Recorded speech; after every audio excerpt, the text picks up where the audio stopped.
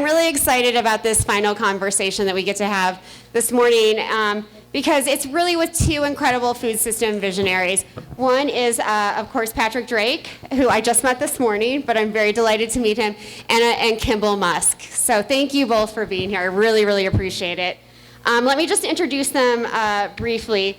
These are two humans who have done a lot on what we've been talking about this morning, which is trust and creating better food systems. Kimbal is a chef, restaurateur, and I should say, like Marion this morning, he's one of those people who is impossible to introduce. So this is just like me sort of listing his accomplishments, but he's a good human. So I should make that clear. Chef, restaurateur, philanthropist. He is the co-founder of a number of food-focused companies and organizations, including the Kitchen Restaurant Group, Big Green, which is a nonprofit focused on garden education, the Million Gardens movement, and the vertical farming company Square Roots. He is also the co-founder of Nova Sky Stories, which is a new company which brings art to the skies of towns and cities around the world with the help of thousands of light drones. Patrick is a co-founder of HelloFresh UK, a presenter for both Discovery and National Geographic, a best-selling cookbook author, and he created the online course, The 60-Second Chef, and he sits on the board of Big Green and has been, I think, a longtime friend of Kimbal's and a big supporter. So thank you both for being here. Really appreciate it. So I think I want to talk about what Hari sort of ended the last conversation with, which is we need more trust in our food systems. And I wonder from both of you, what does that mean? What does trust in our food systems mean? Do you want to go first, Kimbal? Sure. Yeah, well, great to see you guys. I've been working in this space of bringing trust into this food system since 2004. We opened the kitchen in Boulder, Colorado. And honestly, back then it was a pretty lonely place to work on transparency and trust. We had to work with farmers that did not trust the restaurant industry. We had to explain to them that, not just, of course, they could trust us, but how they could also be trusted by sharing more of their information and connecting with us. I actually had to go went to Best Buy to go buy a computer with a farmer to get them to use email because everything they did was over the phone or a little scribble on a piece of paper. And all of the tools that we now have 20 years later is amazing, and there's really no excuse not to have trust in the system. But it's been a journey, and it's while I felt pretty lonely back then, it is really nice. And Danny, just following your work and everyone here to see the belief in it and the desire to make it even better. It's really been a wonderful journey, and I'm still on it with you guys, so it's exciting. Thank you. Yeah, from my perspective, we started HelloFresh back in 2011, and when we first started in the London part of it, we were packing paper bags of groceries in my living room with a clip art logo and then hand delivering them to our parents. And I remember at the time that telling stories about the provenance of ingredients was really just a part of our marketing mix, honestly. It was great to tell those stories, but it wasn't something that it wasn't a priority, even to our customers. But over the years, and particularly in the last, I'd say 5 years, I've really seen that it's not just a nice to have, but it's actually really crucial. And part of customer retention was actually letting people know about where these ingredients are coming from, the stories, not just about the quality of the ingredients, but actually how are you looking after the people in the supply chain as well, the people that are picking the produce in the fields and what have you. The customers really want to know that. Yeah. So I think, we saw that increase, and as a result, we really doubled down on it. And I was fortunate that I got to travel around America and Sri Lanka and places like that, just meeting the suppliers, filming videos, telling their stories, and it was beautiful. In fact, we met, Patrick and I met probably about 5 years ago, and he pitched me this idea of putting seeds in the HelloFresh boxes and sending them to homes in the United States and in Europe. And out of that, we actually brainstormed the idea, the movement called Plant a Seed Day. So it's the first day of spring. And I think we got this is our 5th year, earlier March, we got 44 countries, over 1 billion seeds planted. And Patrick's vision was we need to help people understand what it takes to grow food, help them understand where their food is coming from, help them understand the difference between a good farmer and someone that isn't really doing the right thing. And so that's how we got to know each other. Yeah, and that's the thing, is that vision was to actually get people in touch with, especially kids. But we found that the feedback that we would constantly get from customers, parents in particular, was when our children are getting involved in the cooking process and they're touching the produce, Right. and they're eating things that they would never have eaten before, because they have this sense of pride and curiosity, Right. and so pulling people into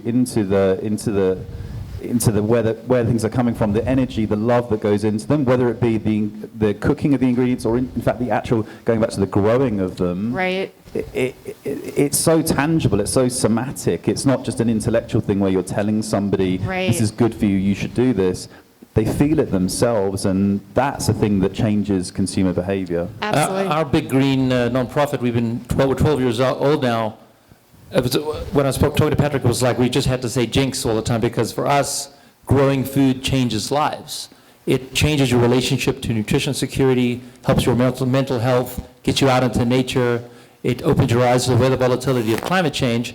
And then I would sit down with Patrick, and he would say something along the lines of growing food changes lives. And we just, kept digging and not just created Planet Seed Day, but he's helped us form the Big Green DAO, which we can talk about in a little bit, but really bringing trust and transparency and an understanding and appreciation from the consumer has just been a beautiful path. Absolutely. And so I want to ask you both, because Kimbal, we talked twice during the pandemic, over the last 2.5 years. And one was the first, or one of maybe the third Planet Seed Day.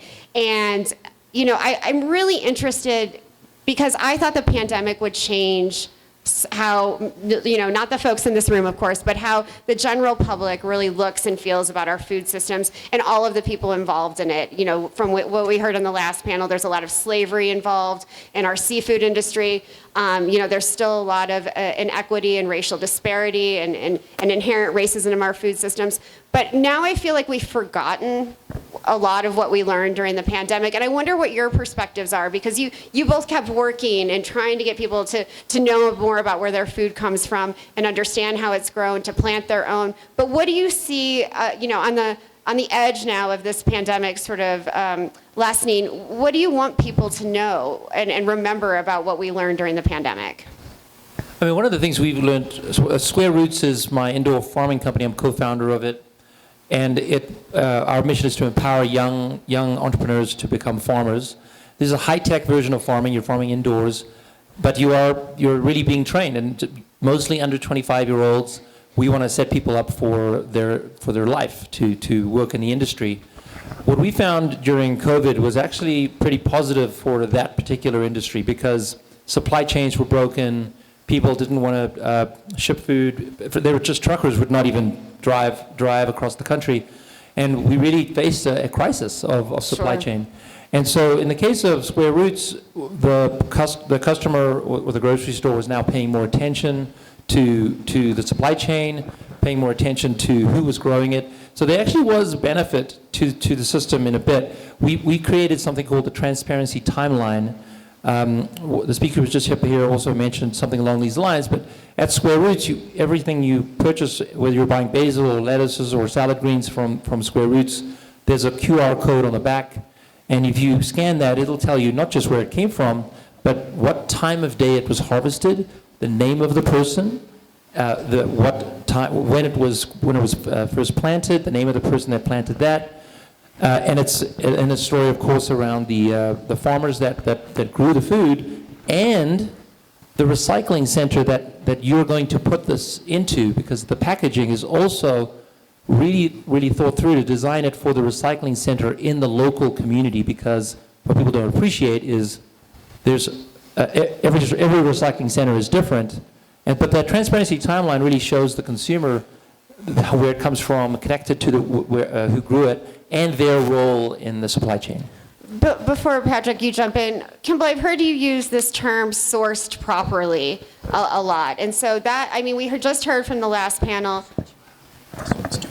about, innovations in technology that will help source, properly food. What does that mean to you, though? What does properly sourced food actually mean? Well, I think that the kitchen restaurant group is probably the best example because we are on the front lines of sourcing. And when we started in 2004, it was brutal. Like we get phone calls, go visit in person, and as I said, like literally go and help buy them equipment, computer equipment to get them online. And things have really changed. And they have there's barely a farmer out there that doesn't have an iPhone and can't communicate that way. And so what we've done with the kitchen, which has been wonderful, is we've been able to get to know our farmers very well. They don't have to be 5 miles away anymore. They could be. We do like them to be within driving distance because we feel the benefit of visiting the farmers is really powerful. Not just them visiting us, but us visiting them. And as a result, there's the ability to source well is just so much more sophisticated. It's not this blunt instrument of it's local. I actually love local. I think it is better. I think the food tastes better. You do actually know your farmer. But with technology over the past 2 decades, we have the ability to get to know folks a little bit further away and trust them. And that the digital side, the transparency that can now be put through the system builds trust between us and the farmer, between the guest and the kitchen, and it has enabled us to just actually feel better in general. Because even when you're doing local, it's still a blunt instrument. It's not perfect. There could be a local farmer that isn't doing the right thing. Sure. Patrick, any thoughts on that? I think you were mentioning about, did you see anything happen in the pandemic and would hope that it would continue? And there are a couple of things that I saw. One was that, of course, people couldn't go to restaurants. They were beginning to cook at home again. I mean, it was a very big time for the meal kit industry in that regard. And I think that people actually realized that this promise that had previously perhaps been seen by many as just a marketing claim was true, and that promise was that you're really going to be able to connect with your family, with your loved ones around the dinner table, and it was so special to see so many stories of people who previously hadn't experienced that. I mean, that's the thing that is the most beautiful thing about food for me, and it's something that we've been gathering around for thousands of years, and so people were beginning to realize that. And I've read research recently that said that in spite of the fact that restaurants are reopened, in the most part, that people are still actually retaining that habit, and I hope that certainly continues. Sure. And the other thing that I saw coming out of it was that people were really focusing in on actually eating healthier food. But I think that there's an interesting thing there where we really need to change the narrative, because from my experience living in the UK, whenever you had governmental organizations talking about healthy food, it always felt like finger wagging and shaming, like you should eat your greens. And I think it's about enticing people into new healthy habits, and food, if you can make it absolutely delicious, if you're working in formulation or you're a chef or you're bringing out recipes, if you can make it absolutely delicious, but side note, it happens to be really, really good for you as well, then you can entice people into these new habits, and then the habit's going to stick rather than just wagging your finger, which never works, especially if you've got like a rebellious nature. You're like, preaching does not work. We tried it. It doesn't work. It doesn't work at all. And I think so many of us who've worked in this space for a long time forget that food is meant to be enjoyed. That we're not just, the term food is medicine bothers me because nobody wants to take medicine, right? But they want to enjoy food. So food is nourishment, food is health. These are things that I think people can wrap their heads around. One of the things that we also saw from the pandemic, and we continue to see, which is it's kind of a different way of using restaurants, which I do love. And companies are not using their offices much anymore. And for restaurants, that's devastating because we are usually in an area where offices, you come for lunch, you come for happy hour, you might stay for dinner. And what we've seen is companies using our restaurants, the Kitchen Denver, Boulder, Chicago, for their actual gatherings for their people. So I think that's quite beautiful, where they'll do a party of 12 people every 2 weeks, which to us is not really a private event. That's a reservation. But for them, that's an event. They're now coming out and building their culture around the dinner table.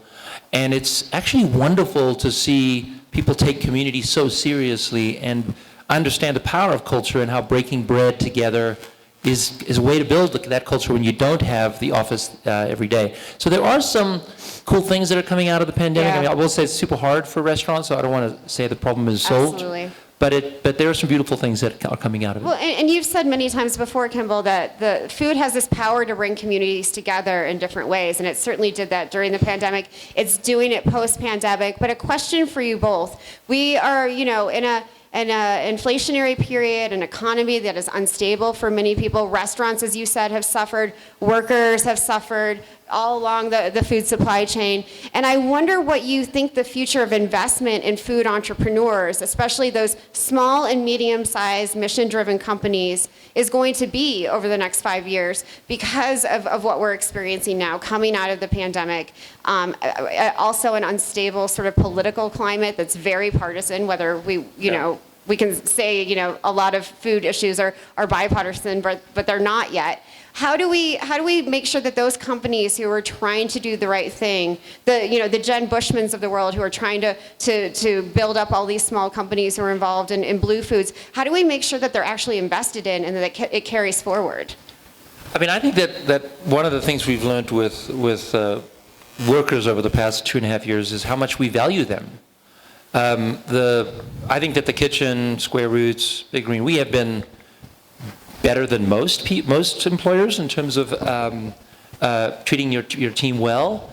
But what we've learned over the pandemic, especially because you couldn't really be there physically, was you really had to double down on looking after your people. They could take any job anywhere else very quickly, and that has been a beautiful lesson, because there's no reason we shouldn't have been doing these good things before. Sure. But now we really have to hustle and make sure we're looking after people well. We don't use the word labor, we use the word talent, because for us we want to really attach it to talented humans, Sure. talented people, and we don't use the word worker, we use team member, and that language is powerful. We also, just like those companies that are using our restaurants for events to bring their culture together, we also do that, but we do it. We may not in our restaurant because that's their work environment. Sure. We get together for a barbecue every few months because we need to, because we want to connect with each other. Yeah. And that builds a relationship that is it's good. It's I think we're learning a lot, and I think at the end of the day the worker will come out better in this process. Yeah, those semantics are important. The language we use is important. I mean, from my perspective, I really understand this funding of a startup process right now, because I'm going through it. Mm-hmm. And we're doing a small funding round for my new company, and it's definitely, even in the last 4 months, you've seen sentiment shift, and it's a challenging environment.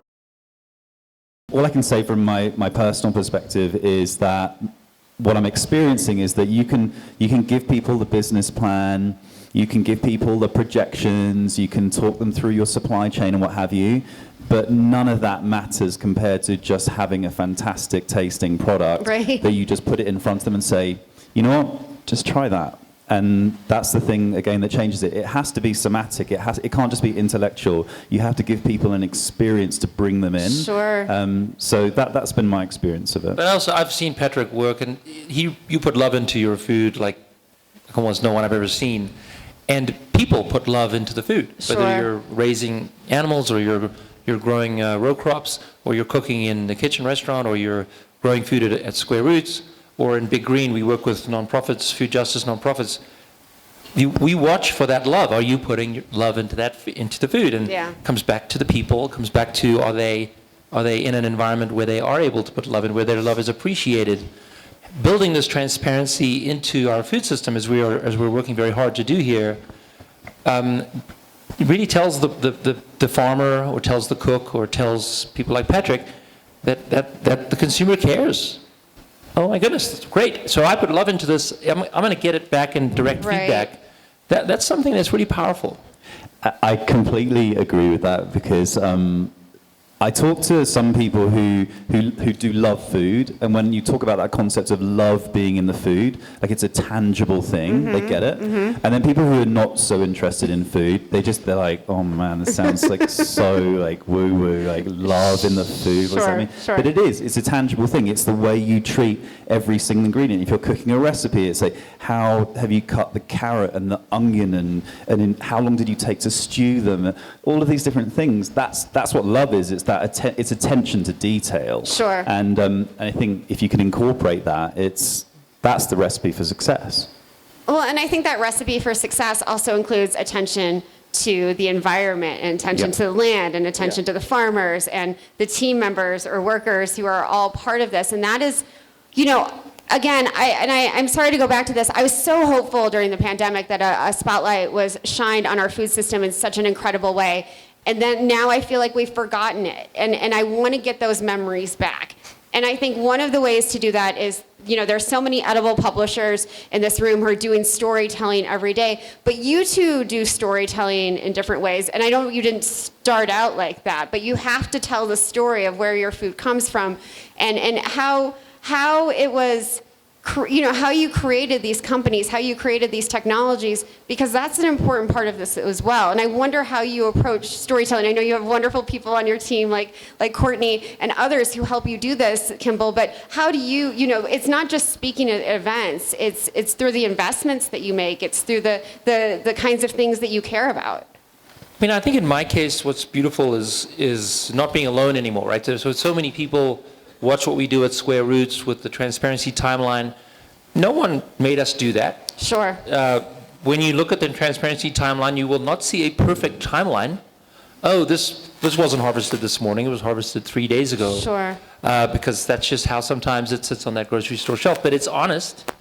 And I'm seeing many other companies in many other food environments learn from that and copy it in their space, and even in the indoor farming space. And I love that. I think that the power of my platform is not to solve the problem. It's to, hey, I'm a pretty good innovator, a good entrepreneur, but I need everyone out there to hopefully look and listen and maybe innovate on it. Show me a better way. Great. And let me learn from you guys. So I think that's been pretty good. I really do think that the learnings of the pandemic have been very positive as it relates to team members, as it relates to sourcing, as it relates to transparency, forced on the community by the pandemic, but we come out of it with a baseline. If you don't have transparency, what's going on? Right.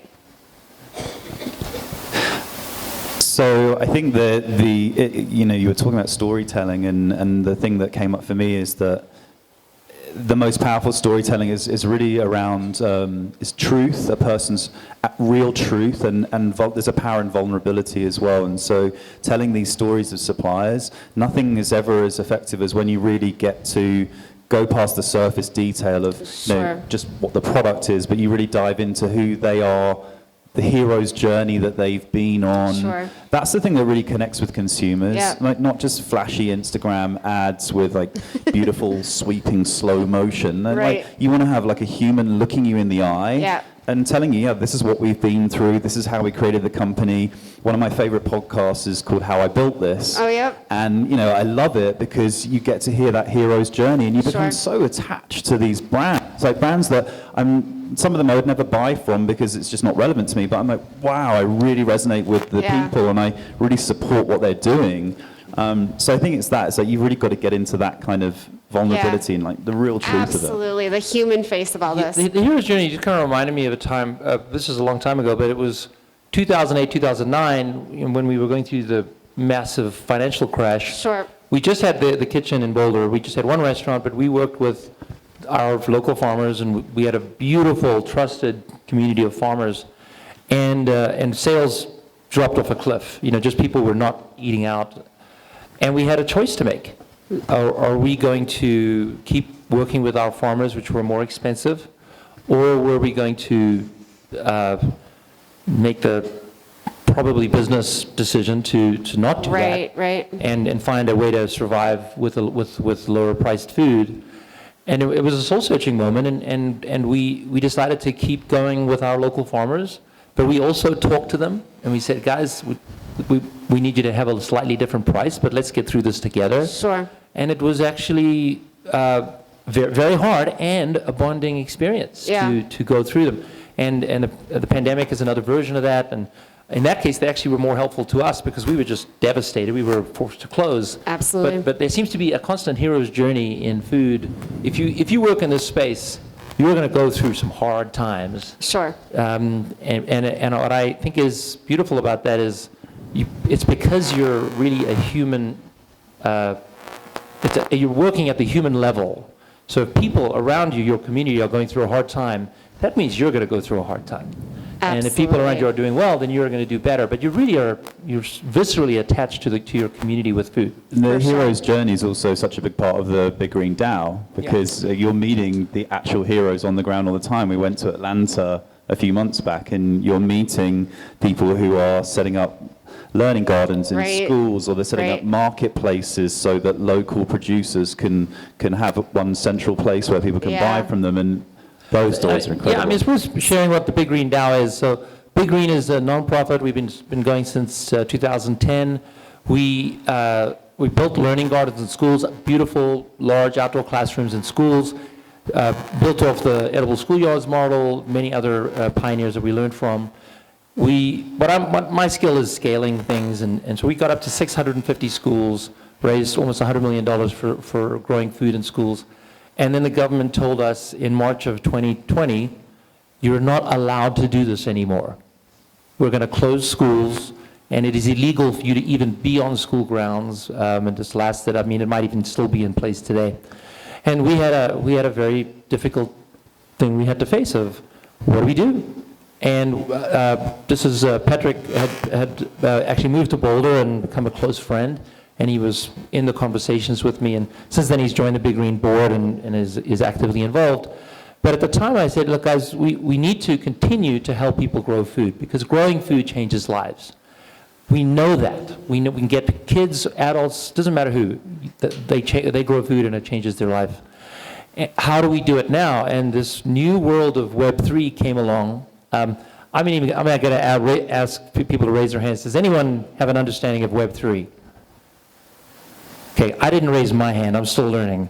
Web3 is this layer on top of the internet where you can use it for voting and to govern decisions in a hyper-transparent way. So, for example, what we came up with, the Big Green DAO, a decentralized autonomous organization, we asked nonprofits and food justice if they would want to join this community, and then they would vote, they would receive funding, philanthropic donation to join the community, and then they would get a vote, and then together we would crowdsource who should be in the next round of funding. So we started with 6 amazing nonprofits a year ago. Those 6 people in Q1 this year, in February, they voted to bring 10 new nonprofits on. There are all these rules in Web3 that determine how much money they could give away. They voted on that actually, and they voted on $300,000. In May this year, they did another round, and they voted on $815,000 and brought on 37 other nonprofits in food justice. Just this September, they voted on another 40 or so to join this community. Now we have 100 nonprofits now working towards funding food justice nonprofits in the country. Any nonprofit that works under the mission of growing food changes lives, which could be school food advocacy all the way to regenerative agriculture, to school gardens, to home gardens, to community gardens, to farm stands, and everything in between. And building that in a hyper-transparent way builds trust. So now we have all these nonprofits that are talking to each other over, as a service called Discord, it's like an advanced message board, talking to each other, sharing pictures about the work they're doing, getting to know each other, trusting each other, getting together. In fact, in a couple of weeks, they'll get together in Denver. And it's awesome. So Big Green is now morphed to be more of a funder, but using this, the sort of background idea of transparency all the way. Right. We just have a few minutes left, so go. I just want to say the Big Green DAO is this very innovative way of thinking how things are funded. It's a new form of philanthropy, and it really democratizes this. So I want to applaud you both for really investing in this, investing in food justice at a time that it is critically needed. I'm sorry we are out of time, but this has been such an engaging conversation. I just thank you to you both. Let's give it up for them both, please. Thank you, guys.